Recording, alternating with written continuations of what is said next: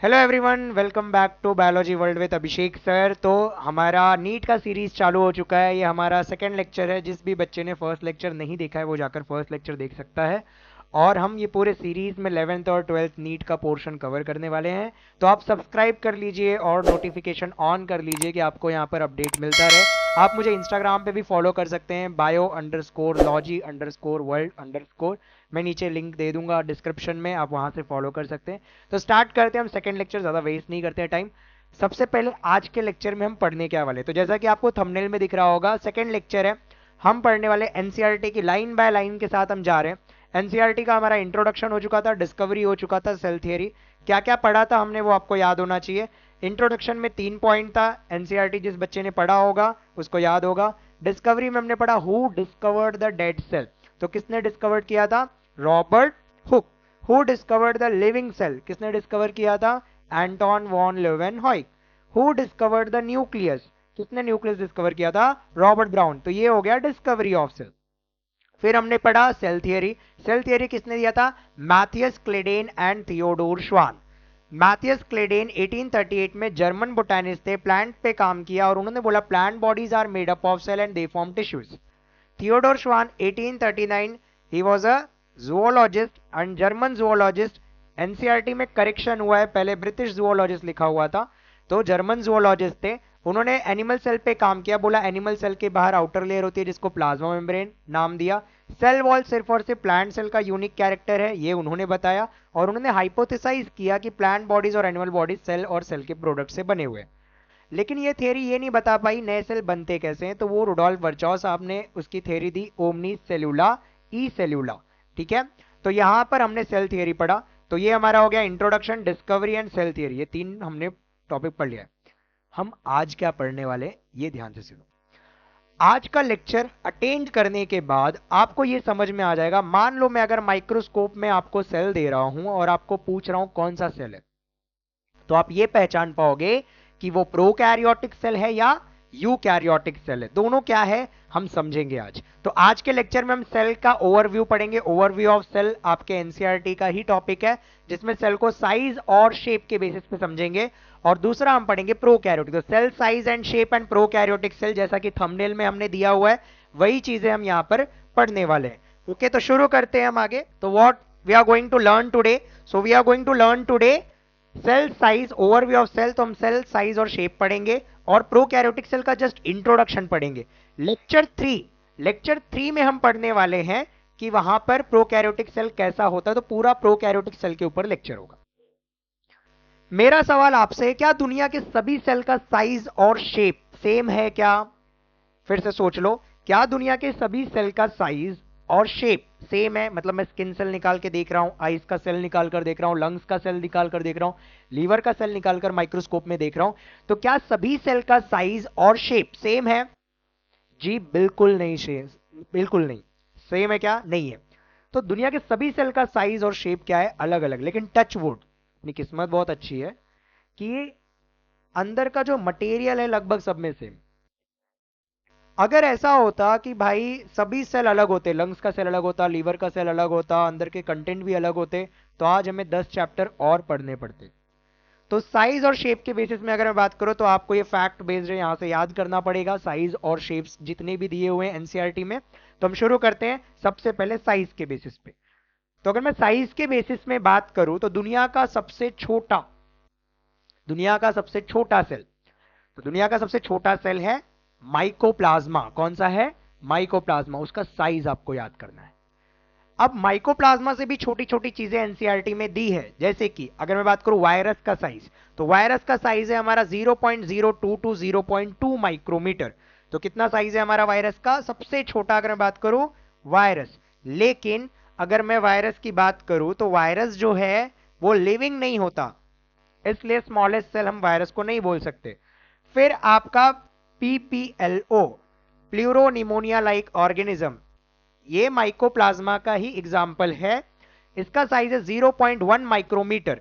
In short mycoplasma ही है, mycoplasma का example है। अब ये जो आपको दिया हुआ है वो एनसीईआरटी में डायग्राम में दिया हुआ है, तो आप फिगर 8.2 जब आप चेक करोगे तो वहां पर इस साइज का मेंशन है। रिटर्न फॉर्म में उन्होंने पीपीएलओ के साइज का मेंशन नहीं किया हुआ है, बट आपको याद रखना है। तो पीपीएलओ क्या है, कुछ नहीं है, बैक्टीरिया है, माइकोप्लाज्मा नाम का बैक्टीरिया है जिसका साइज है 0.1 माइक्रोमीटर। फिर उससे बड़ा माइकोप्लाज्मा, बेसिकली दोनों ही माइकोप्लाज्मा है, तो आपको ये लेंथ याद रखना है 0.3 माइक्रोमीटर इन लेंथ, दुनिया का सबसे छोटा सेल, दुनिया का सबसे छोटा सेल, ठीक है। तो दुनिया का सबसे छोटा सेल कौन सा है, माइकोप्लाज्मा। चलो आपको एक सवाल देके जा रहा हूं, सभी लोग ध्यान से सुनो, आपको कमेंट सेक्शन में आंसर करना है, दुनिया का सबसे बड़ा सेल, पूरे दुनिया का सबसे बड़ा सेल आपको बताना है। हम छोटा सेल पढ़ लिए, हमारे एनसीईआरटी में दिया हुआ है। अब अगर मैं बात करूं बैक्टीरिया का साइज जो है वो 1 to 2 माइक्रोमीटर, ये आपको फिगर में दिया हुआ है। तो फिगर में जो ये साइज है वो आपको 1.2 माइक्रोमीटर दिया हुआ है, और जब आप एनसीईआरटी रीड करोगे टेक्स्ट बुक में तो वहां पर आपको बैक्टीरिया का लेंथ दिया हुआ है 3 to 5 माइक्रोमीटर। तो बोलोगे सर ऐसा कैसा, डायग्राम में साइज अलग है, रिटर्न फॉर्म में साइज अलग है, तो टेंशन लेने की बात नहीं है, दोनों ही लगभग सही है, बस फर्क इतना है यहां पर ये लेंथ की बात हो रही है और ये रॉड शेप की बैक्टीरिया की लेंथ की बात हो रही है, यहां विड्थ की बात हो रही है, साइज की बात हो रही है। तो विड्थ और लेंथ यहां पर दोनों चीज यहां पर दी गई है, तो ये भी साइज है। तो आपको याद रखना है लेंथ पूछा तो 3 to 5 माइक्रोमीटर, और डायग्राम बेस अगर क्वेश्चन आ गया तो 1 to 2 माइक्रोमीटर। सबसे छोटा वायरस, लिविंग नहीं है, उसके बाद पीपीएलओ 0.1 माइक्रोमीटर, फिर माइकोप्लाज्मा 0.3 माइक्रोमीटर, फिर बैक्टीरिया, टिपिकल बैक्टीरिया का साइज हमने देखा 1 to 2 माइक्रोमीटर जो कि डायग्राम में है। फिर हमने पढ़ा लिखा हुआ कितना है, तो length of bacteria 3 to 5 micrometer. यहां पर ये माइकोप्लाज्मा का लेंथ है, ये भी जो लेंथ है 0.3 माइक्रोमीटर वो क्या है, लेंथ, क्लियर। फिर आरबीसी का डायमीटर दिया हुआ है, तो कितना डायमीटर दिया हुआ है, 7 माइक्रोमीटर, ये याद रखना है, आरबीसी का डायमीटर कितना है, 7 माइक्रोमीटर। और यूकैरियोटिक सेल जो हमारा सेल होता है वो 10 to 20 माइक्रोमीटर का यहां पर साइज दिया हुआ है। तो ये डायग्राम में भी दिया हुआ है, तो ये हो गया साइज। तो दुनिया के सभी सेल का साइज सेम है क्या, देखो वायरस सबसे छोटा, उससे बड़ा फिर पीपीएलओ, फिर माइकोप्लाज्मा, फिर बैक्टीरिया, फिर आरबीसी का डायमीटर और यूकैरियोटिक सेल। तो ये यहां पर इस तरीके से साइज यहां पर कंपैरिजन किया गया है, तो समझ में आपको याद आना चाहिए, याद करना है, फैक्ट बेस्ड है, सिर्फ आप ये याद कर लो, आपके सारे क्वेश्चंस यहां पर अटेम्प्ट हो जाएंगे। माइकोप्लाज्मा दुनिया का सबसे छोटा सेल है, स्मॉलेस्ट लिविंग सेल 0.3 माइक्रोमीटर, याद रखना है। वायरसेस को हम लिविंग कंसिडर नहीं करते, ये जब तक होस्ट के बाहर है ये ए सेलुलर होता है, तो virus is neither living nor non living, living भी नहीं है नॉन लिविंग भी नहीं है। वो अगर मान लो होस्ट के बाहर पड़ा हुआ है तो उसको नॉन लिविंग मानेंगे, अगर किसी होस्ट पे अटैक किया है तो हम वायरस को क्या मानेंगे, लिविंग मानेंगे। तो साइज के बेस पे हमने समझ लिया, इस दुनिया में बहुत सारे सेल हैं, सबके साइज याद नहीं करना है, लेकिन नीट एग्जाम अगर देना है तो आपको ये साइज आपको एग्जैक्ट याद होना चाहिए। क्लियर है बच्चों, चलो कोई डाउट रहेगा तो कमेंट सेक्शन में पूछ सकते हो, मैं आपको डिस्कस कर दूंगा। आपको बताना है दुनिया का सबसे बड़ा सेल कौन सा है, ओके।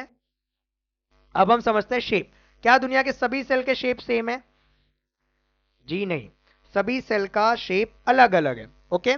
तो शेप्स अलग अलग है, सब एक जैसे नहीं दिखते, तो डायग्राम में आप जैसा ड्रॉ कर रहे हो हर सेल वैसा नहीं दिखता, अलग अलग, तो बहुत सारे अलग अलग शेप्स के सेल है, लेकिन हमें जितना एनसीईआरटी में दिया है वो हमें क्या करना है, याद करना है। तो शेप्स की बात की जाए तो सबसे पहला आता है आरबीसी, तो दोनों तरीके के यहां पे दिखेंगे, राउंड एंड बायकॉनकेव। तो यहां पर क्या दिख रहा है, राउंड एंड बायकॉनकेव, राउंड मतलब ऐसे, बायकॉनकेव ऐसे डबल शेप, तो इस तरीके से यहां पर शेप होगा। तो आरबीसी का शेप कैसा होता है आपको याद करना है, राउंड एंड बायकॉनकेव। दूसरा आता है डब्ल्यूबीसी, अब डब्ल्यूबीसी यहां पर दिख रहा होगा इररेगुलर शेप, कैसा शेप होता है, इररेगुलर, अमीबॉइड, मतलब कोई शेप ही नहीं होता, अमीबा जैसा होता है, तो ये यहां पर फैगोसाइटोसिस एक्टिविटी करता है, तो यहां पर अमीबॉइड शेप। फिर उसके बाद हमारे जो इंटेस्टाइन में सेल्स है, columnar epithelial cell, columnar, column जैसे सेल्स दिखते हैं, epithelial cells, columnar epithelial cells जो होते हैं वो लॉन्ग एंड नैरो होते हैं, तो लंबे लंबे आपको दिख रहे हैं यहां पर, लॉन्ग एंड नैरो। फिर आता है मेसोफिल सेल, मेसोफिल सेल्स कहां पर पाए जाते हैं, तो ये जो सेल्स होते हैं वो आपको लीफ में देखने मिलेंगे, तो लीफ में आपको सर्कल सर्कल सर्कल दिखेंगे, तो round and Oval mesophyll cells. Clear, ये एनसीईआरटी का एग्जैक्ट डायग्राम है, आपको वहां पर देखने मिल जाएगा। फिर आते हैं लॉन्ग एंड ब्रांच, ठीक है, 1 से 2 मीटर के भी लंबे सेल्स हो सकते हैं, तो वो कौन से हैं, हमारे बॉडी की सबसे लॉन्गेस्ट सेल, नर्व सेल। चलो अभी मैं दूसरा क्वेश्चन पूछ रहा हूं, हमारे बॉडी का सबसे छोटा cell, smallest cell in human body, आपको कमेंट सेक्शन में बताना है, और largest cell in human body वो भी आपको बताना है। लॉन्गेस्ट हमने पढ़ लिया, largest cell in human body. तो ये हो गया शेप। फिर ट्रैकिड, ट्रैकिड क्या होता है? आपने जाइलम पढ़ा होगा, अगर नहीं पढ़ा होगा तो जाइलम एक टिश्यू है जो कि प्लांट में पाया जाता है। काम क्या करता है? पूछोगे सर काम क्या करता है? पानी का कंडक्शन करता है। प्लांट में वाटर से जो भी पानी जाता है ऊपर की तरफ, वो किससे जाता है? जाइलम एक टिश्यू से जाता है। उस टिश्यू के एक एलिमेंट को बोलते हैं ट्रैकीड, जो लंबे लंबे होते हैं, जिनका काम होता है कंडक्शन। तो ये कंडक्टिंग एलिमेंट है। आगे प्लांट टिश्यू में हम इनको डिटेल में पढ़ेंगे। तो basically these are conducting element, जिनका काम होता है कंडक्शन ऑफ वाटर। तो भगवान ने इनको अगर पानी कंडक्शन का काम की दिया है तो कैसे होंगे? ये एलोंगेटेड होंगे ना, लंबे लंबे। शेप याद करना है, RBC round and biconcave, WBC amoeboid, columnar epithelial cells long and narrow, फिर nerve cells long and branch, mesophyll cells round and oval, tracheids elongated. इतना क्लियर है? कोई डाउट है? अभी जो भी सेल जो फंक्शन कर रहा है, आप देखोगे न्यूरॉन्स क्या काम कर रहे हैं? मैसेज पहुंचाने का काम कर रहे हैं। तो इसलिए भगवान ने देखो उनको लंबा बनाया है ना। तो शेप ऑफ द सेल मैं बोल सकता हूं कि फंक्शन के अकॉर्डिंग है, बोल सकता हूं ना, ठीक है। तो ये PYQ भी है, आपको याद रखना है कि शेप ऑफ द सेल, जो शेप होता है सेल का, वो फंक्शन के अकॉर्डिंग वैरी होता है। तो एक सवाल आपसे है, आपको यहां पर कमेंट सेक्शन में आंसर करना है कि भाई आरबीसी का सेल भगवान ने बाय कॉनकेव क्यों दिया है? मैंने इसका तो बता ही दिया, nerve cells long and branch क्यों है? क्योंकि मैसेज पहुंचाना है। तो आरबीसी का क्या काम है ऐसा कि भाई साहब इनको बाय कॉनकेव बनाया है। क्लियर? तो आपको ये क्वेश्चन का आंसर आपको करना है। तो हर सेल के शेप का पर्पस होता है और उसके अकॉर्डिंग वो काम करते हैं। हमारा क्या क्या हो गया? ओवरव्यू ऑफ सेल, हमने साइज के हिसाब से सेल पढ़ा, शेप के हिसाब से। तो आपको साइज और शेप एग्जैक्ट आपको बाय हार्ट करना पड़ेगा, ठीक है। अब आगे हम चलते हैं प्रोकैरियोटिक सेल के इंट्रोडक्शन में। उससे पहले अगर मैं आपको माइक्रोस्कोप में सेल दे रहा हूं, क्या ये सेल पहचान पाओगे कौन सा सेल है? दुनिया में दो तरीके के सेल होते हैं न्यूक्लियस के बेसिस पे। तो न्यूक्लियस के बेसिस पे हम सेल्स को पहचान सकते हैं। तो न्यूक्लियस के बेसिस पे दो टाइप के सेल होते हैं, eukaryotic cell and prokaryotic cell. Eukaryotic cell मतलब क्या? यू मतलब होता है ट्रू, कैरियन मतलब होता है न्यूक्लियस। मान लो मैंने आपको माइक्रोस्कोप दिया है, माइक्रोस्कोप में आपको ऐसा सेल दिख रहा है जिसमें प्रॉपर न्यूक्लियस दिख रहा है, प्रॉपर आपको न्यूक्लियस दिख रहा है, ऐसे सेल को बोलेंगे यूकैरियोटिक सेल। इस लेक्चर में तो नहीं, लेकिन हम आगे पढ़ने वाले हैं यूकैरियोटिक सेल को डिटेल में। अभी मैं आपको जस्ट न्यूक्लियस देखकर मैं बता रहा हूं कि आप कैसे पहचानोगे कि कौन सा सेल यूकैरियोटिक है, कौन सा सेल प्रोकैरियोटिक सेल है। अगर आपने देखा कि सेल ऐसा है जिसमें न्यूक्लियस नहीं दिख रहा है, जेनेटिक मटेरियल साइटोप्लाज्म में फ्लोट हो रहा है, प्रो मतलब होता है प्रिमिटिव, प्रिमिटिव का मतलब होता है एकदम सिंपल, और कैरियन का मतलब होता है न्यूक्लियस। ऐसा सेल जिसमें बहुत ही प्रिमिटिव न्यूक्लियस है, बहुत ही सिंपल न्यूक्लियस है, ऐसे सेल को क्या बोलते हैं हम? प्रोकैरियोटिक सेल, ठीक है। तो प्रोकैरियोटिक सेल और यूकैरियोटिक सेल में पहला तो न्यूक्लियस हो गया। दूसरा, आपने बचपन में पढ़ा होगा कि यूकैरियोटिक सेल में mitochondria power house of the cell होता है, गोल्जी बॉडी होता है, एंडोप्लाज्मिक रेटिकुलम होता है। तो ये सब जो ऑर्गेनल है, सेल के ऑर्गन को ऑर्गेनल बोलते हैं। ये जो मेम्ब्रेन बाउंड ऑर्गेनल है, इनके आजू बाजू मेम्ब्रेन होता है, माइटोकॉन्ड्रिया के आजू बाजू मेम्ब्रेन है, एंडोप्लाज्मिक रेटिकुलम के आजू बाजू मेम्ब्रेन है, गोल्जी बॉडी के आजू बाजू मेम्ब्रेन है। तो ये जो सेल्स हैं यूकैरियोटिक सेल, इनके पास मेम्ब्रेन बाउंड ऑर्गेनल प्रेजेंट होता है। मेम्ब्रेन बाउंड ऑर्गेनल यहां पर क्या होता है? प्रेजेंट होता है। ये दूसरा।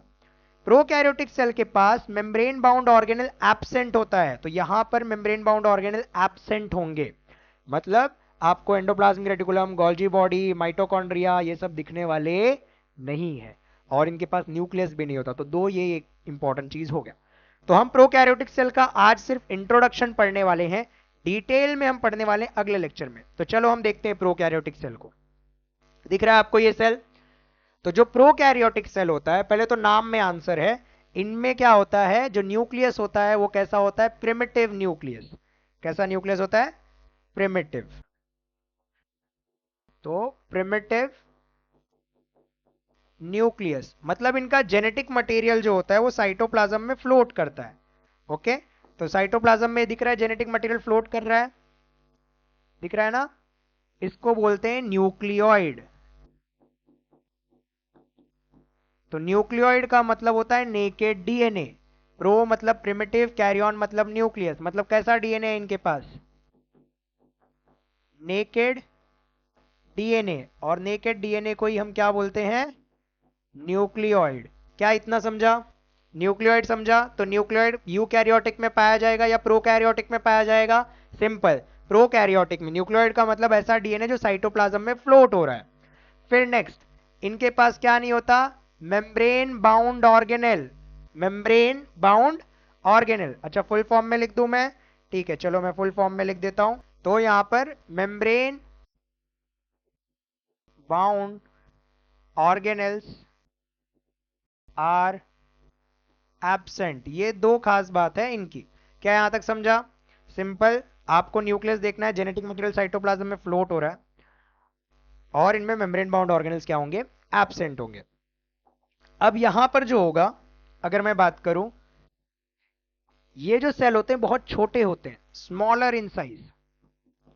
अभी हमने पढ़ा बैक्टीरिया का साइज काफी छोटा था, लेकिन बहुत तेजी से मल्टीप्लाई करते हैं, बट मल्टीप्लाई मोर रैपिडली, बहुत फास्ट ये क्या करते हैं, मल्टीप्लाई करते हैं। मतलब अगर मैं हमारे सेल की बात करूं, एक स्किन सेल को 24 घंटे लगते हैं डिवाइड होने में, बट इनको 20 मिनट्स लगते हैं। कितने मिनट्स लगते हैं, 20 मिनट्स।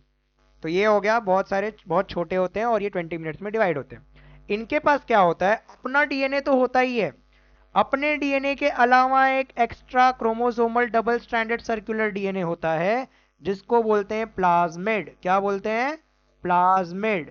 प्लाज्मिड क्या है, इनके पास अपने डीएनए के अलावा एक्स्ट्रा क्रोमोसोमल सर्कुलर डीएनए भी होता है। तो प्लाज्मिड एक्स्ट्रा डीएनए है। तो प्लाज्मिड है क्या, एक्स्ट्रा क्रोमोसोमल, मतलब अपना क्रोमोसोम छोड़कर और भी डबल स्ट्रैंडेड सर्कुलर डीएनए। तो इनके पास extrachromosomal double stranded circular DNA होता है, जिसको हम बोलते हैं प्लाज्मिड। क्या इतना समझा, ठीक है। अपना डीएनए न्यूक्लियोइड, उसके अलावा एक्स्ट्रा डीएनए प्लाज्मिड। अब इससे इनको प्रॉपर्टी कौन सी मिलती है, इनको प्रॉपर्टी मिलती है एंटीबायोटिक रेजिस्टेंस की प्रॉपर्टी। अब ये क्या हो गया, ये सर ने क्या बता दिया, तो ध्यान से सुनो, इसका मतलब एंटीबायोटिक रेजिस्टेंस। जैसे आपको कोई बैक्टीरियल बीमारी होती है तो आप डॉक्टर के पास जाते हो, तो डॉक्टर आपको क्या करता है, एंटीबायोटिक दवा लिख कर देता है। आप 2 दिन दवा खाते हो और मान लेते हैं कि दवा काम नहीं की, आप ठीक नहीं हुए, तो आप दोबारा डॉक्टर के पास जाओगे तो डॉक्टर क्या करता है, दवा बदल कर देता है। क्यों बदला दवा, जो बैक्टीरिया ने आपको इन्फेक्ट किया हुआ है, वो बैक्टीरिया उस एंटीबायोटिक से क्या कर लिया है, रेजिस्टेंस डेवलप कर लिया है। तो एंटीबायोटिक रेजिस्टेंस प्रॉपर्टी जो होता है इस एक्स्ट्रा डीएनए से उनको मिलता है, विच इज प्लाज्मिड। तो यहां पर ये दोनों समझा। इसके अलावा बाकी चीजें हम डिटेल में पढ़ने ही वाले हैं, फिर भी यहां पर हम जनरल ओवरव्यू कर लेते हैं। तो आप जब भी बैक्टीरिया को देखोगे, तो बैक्टीरिया एक ऐसी स्पीशीज है जो हमारे आसपास हमेशा प्रेजेंट है, और ये आज से नहीं बहुत सालों से प्रेजेंट है। और वो क्यों सरवाइव कर पा रहे हैं, अगर हम उनकी लेयर को देखें जाए, जो प्रोटेक्शन लेयर है, ठीक है, वो 3 कवरिंग होती है। तो सबसे बाहर जो आपको ये दिख रहा है कवरिंग, ठीक है, उस कवरिंग को बोलते हैं ग्लाइकोकैलिक्स। क्या बोलते हैं, ग्लाइकोकैलिक्स। और अगर ग्लाइकोकैलिक्स टफ हुआ तो उसको बोलते हैं कैप्सूल, और ग्लाइकोकैलिक्स अगर थिन हुआ तो उसको बोलते हैं स्लाइम लेयर। अब ये जो है डायग्राम में कैप्सूल वाला बैक्टीरिया बनाया गया है। ओके, तो पहला सबसे बाहर वाली लेयर, यहां पर सेल वॉल नहीं होता, यहां पर क्या होता है, कैप्सूल। अब उसके अंदर आपको ये दिख रहा है येलोइश या ऑरेंज कलर का बीच का, इसको बोलते हैं सेल वॉल। 2 लेयर हो गई। तीसरी लेयर प्लाज्मा मेम्ब्रेन और सेल मेम्ब्रेन। तो जो ये ग्रीन कलर की लेयर दिख रही है, ये क्या हो जाएगा, सेल मेम्ब्रेन। क्या यहां तक समझा। इसके बाद अगर मैं बात करूं, तो आपको यहां पर dot dot dot dot dot dot structure दिख रहा है। ये ऐसे ऑर्गेनेल होते हैं जो दोनों में पाए जाते हैं, नॉन मेम्ब्रेन बाउंड होते हैं, और इनको बोलते हैं राइबोसोम। बस टाइप अलग होता है, जो हम आगे डिटेल में पढ़ेंगे। तो राइबोसोम ऐसा नॉन मेम्ब्रेन, क्योंकि मेम्ब्रेन होता ही नहीं है, ये यूकैरियोटिक में भी पाया जाता है और प्रोकैरियोटिक में भी पाया जाता है। यहां तक क्लियर है, ठीक है। चलो, राइबोसोम हो गया, प्लाज्मिड हो गया, तो न्यूक्लियोइड समझा, राइबोसोम समझा, प्लाज्मिड समझा आपको, ये 3 लेयर समझा। अब आपको यहां पर दिख रहा होगा कि ऐसे छोटे छोटे हेयर लाइक स्ट्रक्चर दिख रहे हैं, ठीक है। ये जो हेयर लाइक स्ट्रक्चर है इनको बोलते हैं पाइलस। क्या बोलते हैं? पाइलस, ठीक है। Pilus is a singular, pili is a plural. अगर आपको पिलाय दिखा, PILI, बायोलॉजी में उल्टा होता है। जैसे अगर मैं बात करूं चेयर का प्लूरल चेयर्स, टेबल का प्लूरल टेबल्स, बट बायो में उल्टा होता है। न्यूक्लियस सिंगुलर है और न्यूक्लियाई प्लूरल है, तो मैंने सिंगुलर लिखा है, एक हेयर लाइक स्ट्रक्चर को पाइलस लिखा है। तो हम इंग्लिश भी सीख लिए यहां पर ग्रामर। तो पाइलस अगर मैं बात करूं काम क्या करता है, हेयर लाइक है तो ये नहीं कि बैक्टीरिया को चलने में मदद करता है, बिल्कुल नहीं। बच्चे गलती यही करते हैं, उनको लगता है चलने में मदद करता है, बैक्टीरिया को चलने में मदद नहीं करता। आपने 10th स्टैंडर्ड में जो पैरामीशियम बनाया होगा, जिसमें आपने हेयर लाइक स्ट्रक्चर बनाया होगा, वो सीलिया था, वो अलग है, ये अलग है। तो पाइलस अगर मैं बात करूं तो ये काम करता है इनके सेक्सुअल रिप्रोडक्शन में, वो हम आगे डिटेल में पढ़ेंगे। बेसिकली अपना जेनेटिक मटेरियल दो बैक्टीरिया एक्सचेंज करते हैं, उसको हम बोलते हैं इनका सेक्सुअल रिप्रोडक्शन, कॉन्जुगेशन। तो पाइलस चलने में मदद करता है? बिल्कुल नहीं। चलने में कौन मदद करता है? अब आपको ये दिख रहा है बड़ा सा, ये है इनका फ्लैजेला।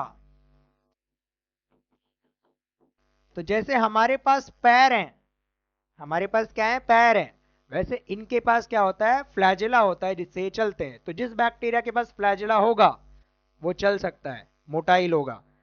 मोटाइल मतलब चल सकता है। जिसके पास नहीं होगा वो नॉन मोटाइल होगा। तो यहां पर हमारा प्रोकैरियोटिक सेल का इंट्रोडक्शन खत्म हुआ। हमने आज क्या क्या पढ़ा? सेल साइज के बेसिस पे अलग अलग हैं, तो हमने साइज वो आपको याद करना पड़ेगा, ठीक है। फिर शेप के बेसिस पे अलग अलग टाइप्स के सेल हैं, तो जितने भी शेप्स वाले सेल हैं वो आपको याद करना पड़ेगा। तो साइज पढ़ा, शेप पढ़ा। आज हमने प्रोकैरियोटिक सेल का इंट्रोडक्शन पढ़ा। इंट्रोडक्शन में हमने सिर्फ पढ़ा कि आप कैसे पहचानोगे। तो क्या आप पहचान लोगे? अगर मैंने माइक्रोस्कोप में आपको सेल दिया कि प्रोकैरियोटिक है या यूकैरियोटिक, तो मुझे लगता है पहचान लोगे। सिर्फ न्यूक्लियस ही आपको देखना है। तो जिसमें अच्छा खासा न्यूक्लियस होगा उसको यूकैरियोटिक सेल बोलते हैं, जिसमें नहीं होगा उसको प्रोकैरियोटिक सेल बोलते हैं। प्रोकैरियोटिक सेल में मेम्ब्रेन बाउंड ऑर्गेनेल्स एब्सेंट होते हैं, ठीक है। Extra chromosomal double standard circular DNA होता है, जिसको हम क्या बोलते हैं? प्लाज्मिड। पाया किसमें जाता है? दुनिया के सभी बैक्टीरिया में आपको यहां पर मिलेगा। तो अगर मैं बैक्टीरिया में बात करूं तो बैक्टीरिया आ गए। अब बैक्टीरिया के एग्जांपल है, आपने माइकोप्लाज्मा पढ़ा, उसका भी सेल जो होता है वो प्रोकैरियोटिक होता है। फिर हमने क्या पढ़ा? साइनोबैक्टीरिया, ये भी बैक्टीरिया ही है, इसको ब्लू ग्रीन एल्गी भी बोलते हैं, इसमें भी प्रोकैरियोटिक सेल होता है। PPLO पढ़ा, ये भी बैक्टीरिया ही है, एटसेट्रा। तो ये सभी इसके एग्जांपल्स है, दुनिया के सभी बैक्टीरिया का सेल प्रोकैरियोटिक होता है। तो done for the day. Like करिए, सब्सक्राइब करिए, आपके फ्रेंड्स में शेयर करिए। लेक्चर 3 में हम प्रोकैरियोटिक सेल को डिटेल में पढ़ेंगे। So done for the day. Thank you so much for watching.